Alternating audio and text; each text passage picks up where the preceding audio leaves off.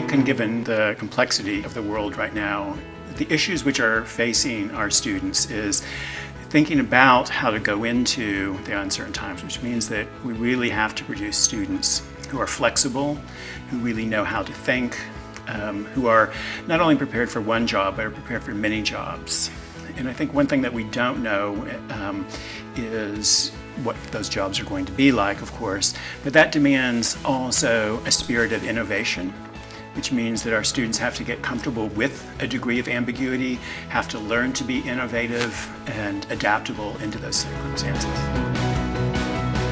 We have lots of things in place in schools in terms of the curriculum we teach, the way that we divide the disciplines and the subject areas, the tests that we give, and those have accustomed our students to being compliant, to learning to play the game of school, and often learning to get by with the least effort, because there's no sense in putting forth a lot of effort into things you don't really care about. And so the culture of the classroom is really important. And through the culture, what we deliver is we deliver a lot of messages. Messages about what is important, about what counts. So if you take that metaphor of messaging just a bit further, then it means that we are telling our students a story. When they come to school, we are telling them a story about what school looks like, about what learning looks like. We're telling them a story about what counts as learning. We're telling them stories about what it means to be educated, what it means to be smart. So as teachers, to understand culture in our classrooms, to understand culture in our schools, we have to begin to pay attention to the messages which we are sending students. So in contrast to the old story, the old story of school is often a story of compliance and a story of work. So students learn that school is about kind of keeping your head down, doing what the teacher tells you, turning in work for the points, even though you may not have learned anything from it, figuring out what the teacher wants and giving them that. So that story about compliance is really strong. So we're shifting that story. We want the story to be much more one about thinking, about engagement, about empowerment.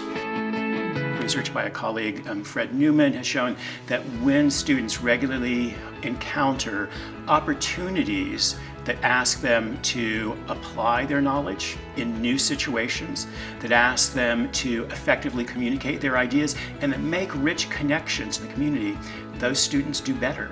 They do better not only in standardized tests, but they also do better consistently as they progress. Another one would be the interactions. When a classroom has positive interactions, positive relationships, students learn better. And in fact, it's one of the most crucial features, again, a real wealth of research, that the students that don't feel connected to a teacher, that don't feel connected to a school, are more likely to drop out and also to have lower performance skills. So we could look at any of these and see how each one of those really contribute to the learning of our students.